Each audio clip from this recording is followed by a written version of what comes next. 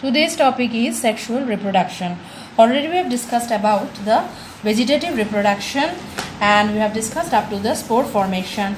Now we will be discussing about the method of sexual reproduction where partners are required. Both the sexes are required, male sex and female sex are required. This type of reproduction is called what? Sexual reproduction, where there is involvement of both the sexes, male and female. We will be discussing about that. So here, can you think what is the importance of sexual reproduction?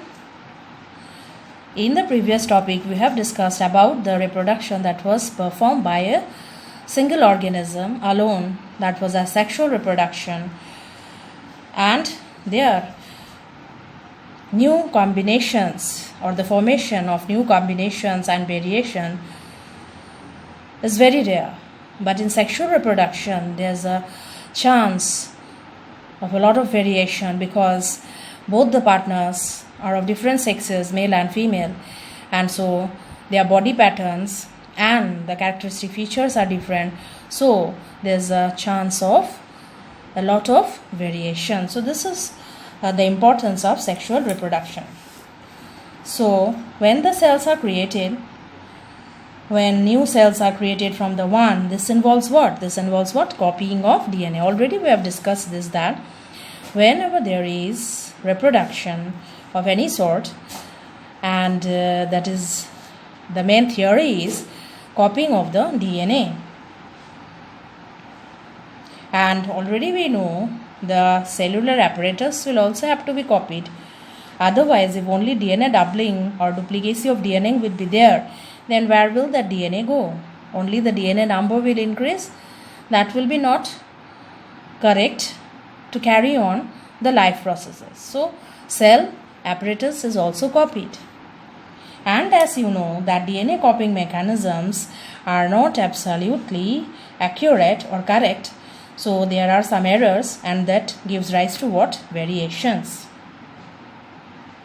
And these variations are very useful in a population because they ensure the survival of the species in different habitats. Already you know this. So there are different modes of reproduction in the multicellular organisms, so that there are more and more variations that are generated. So while there is a DNA copying mechanism, you all know that this is not accurate. So this leads to what? Variation. And variation is necessary so that the organism can adjust with its surroundings. So if this DNA copying mechanism are very less accurate, then they will not be able to work together with the cellular apparatus and they would die. So what happens? Each new variation is made in the DNA copy that has already got the variations from the parents. The variations are coming from the generations. So already this varied form of DNAs are present in the parents. Then they are again changed a little bit and coming to the offsprings.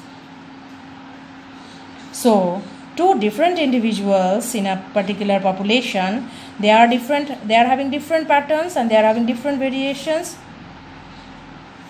So they will combine and produce more individuals that would create new combination or variants. And they involved two individuals, male and female, they give rise to what? New combination, which are called what? Variants. So these variants will be formed by the sexual mode of reproduction, which is the combining of DNAs from different individuals, from the male partner and the female partner. The combination of DNA is the sexual reproduction. It's a basis of sexual reproduction. But there's a major problem here. What happens when the DNA copying goes on? The process of DNA copying is being carried on by the individuals and the new generation is created. Then what can happen? That can form the new individual with twice the number of DNA that are present in the parents. How? Because see, suppose both the parents are joined together, their tissues combine, their reproductive cells combine, and then the DNAs will combine together to give what? The double amount of DNA that is present in both the parents. So if there is double amount of DNA that is present in the child, and it is double than the parents, then it will be creating havoc and the cell apparatus will not be controlled by the DNA. And if each generation will go on doubling the DNA continuously, then what will happen? You already can understand that there will be only DNAs existing there with no life form available. Yes or no? Because parents will have the DNAs, both are combining, producing the child, so the DNA number is increasing, doubling. And if only DNA is continuously doubling, then only DNA will be left behind in the earth without any life forms. So for this, nature had already evolved certain mechanism where there are specialized tissue who are given the responsibility, who are already given the responsibility to produce the reproductive cells or the germ cells, which will contain the chromosomes or the DNA that is half the number of the total body. So the multicellular organisms have certain specialized organs, the reproductive organs, which produce the germ cells, the male germ cells and the female germ cells, containing the DNAs which are reduced to half in the germ cells. They have only the half number of chromosomes. So when they combine, they will give the exact number of chromosome as the parent, that is the diploid condition. So when we write half the number of chromosome present, that we can say that germ cells are what? Haploid. Haploid male germ cells, haploid female germ cells contact, unite, and they produce the zygote which contains the diploid condition, which is the diploid condition, that is the chromosome numbers equivalent to the parents.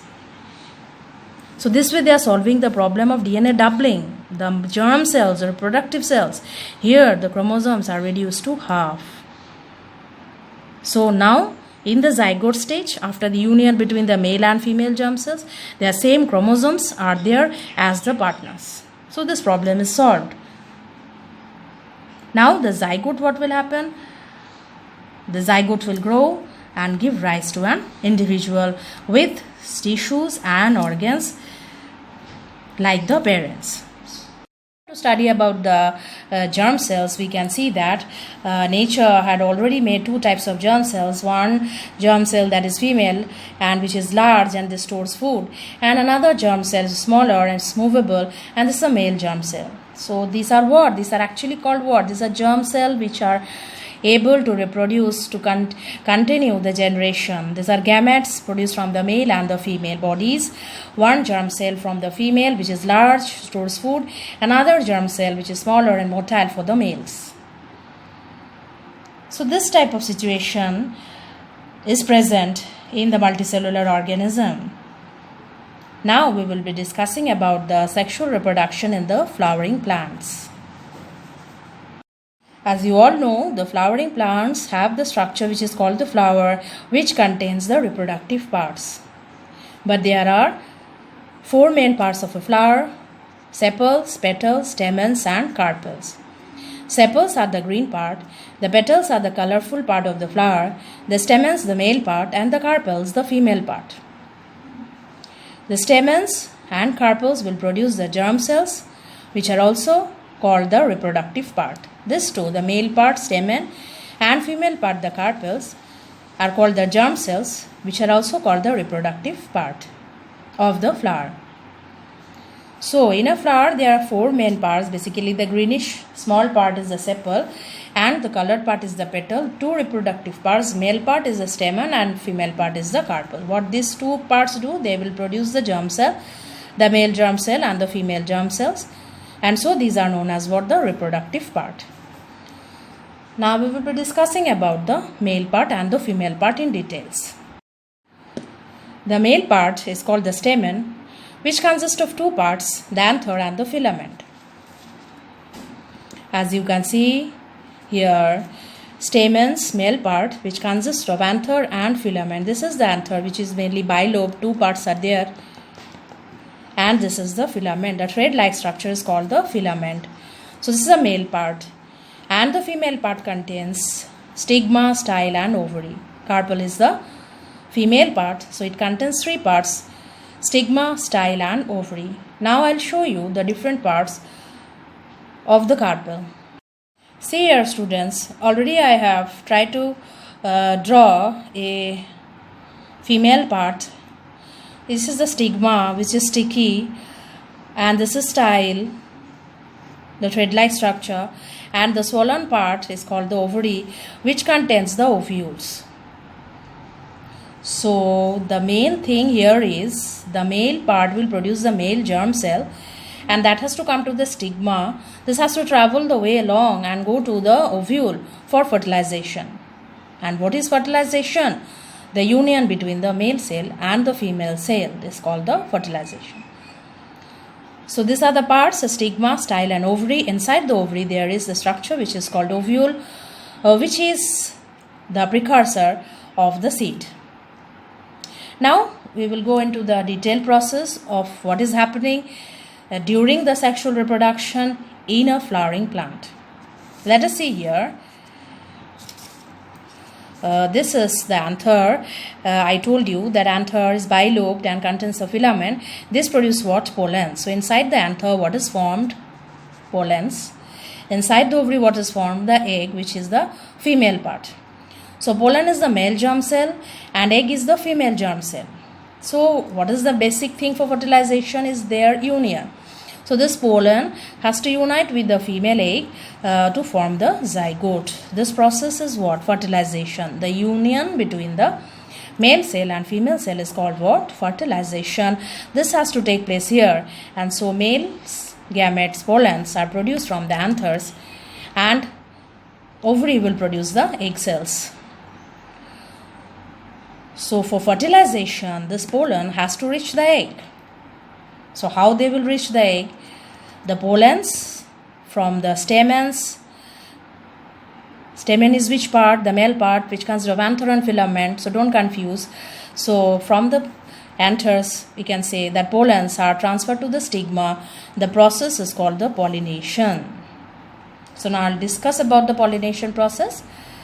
What is this? This is the transfer of pollen grains from the anther to the stigma of a flower in the same plant, or of a flower in another plant, or to a different flower.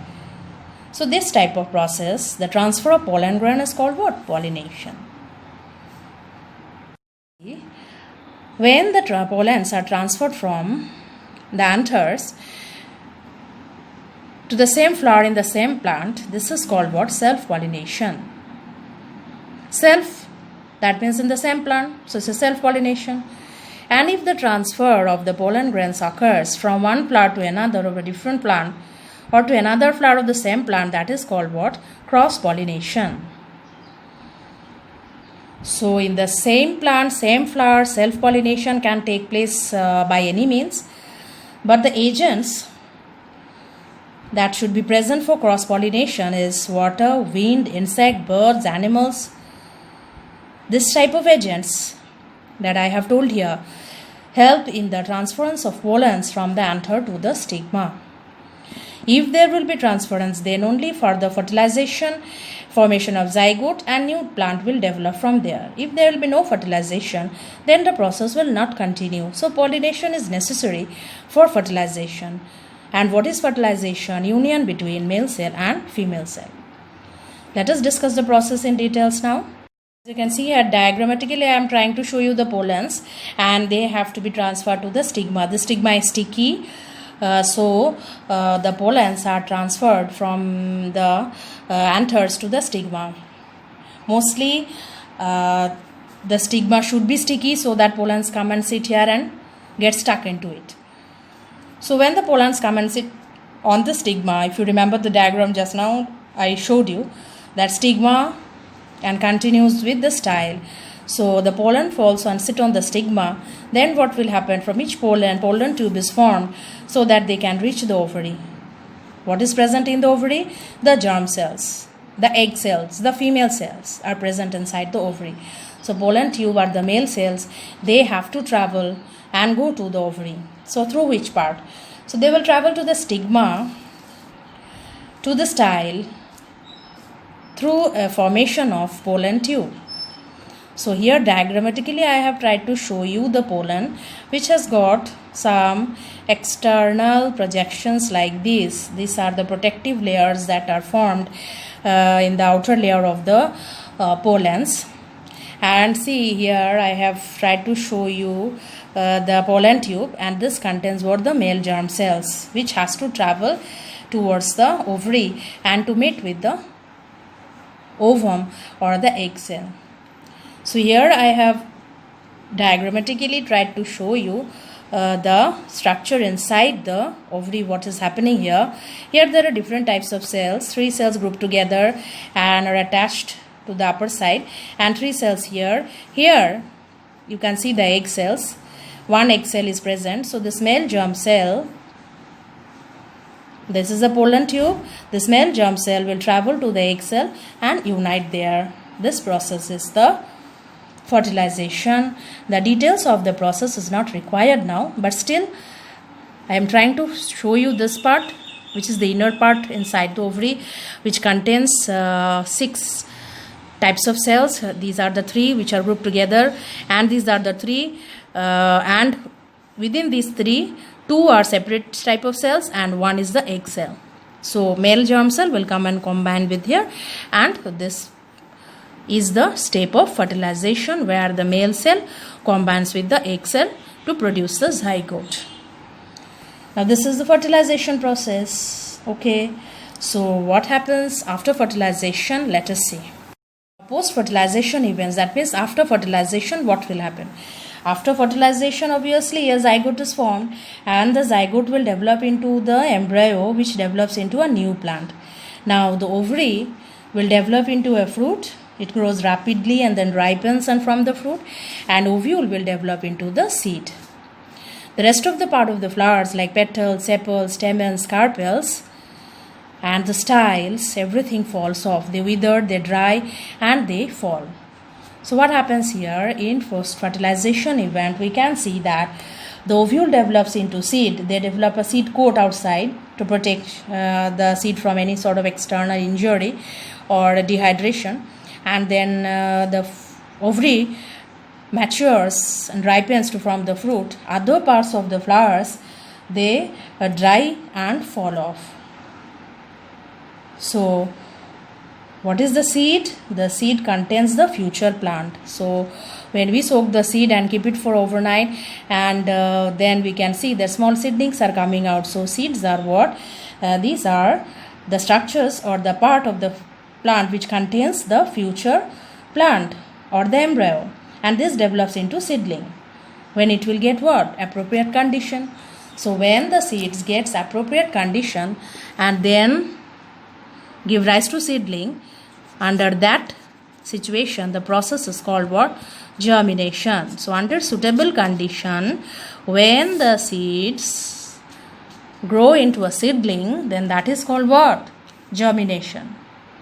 Okay, so today we have learned so much about the sexual reproduction, and also we have highlighted about the sexual reproduction in flowering plants. In the next lecture, we will be discussing about the sexual reproduction in human beings. Until that, please follow the video and try to follow each and every part of the topic.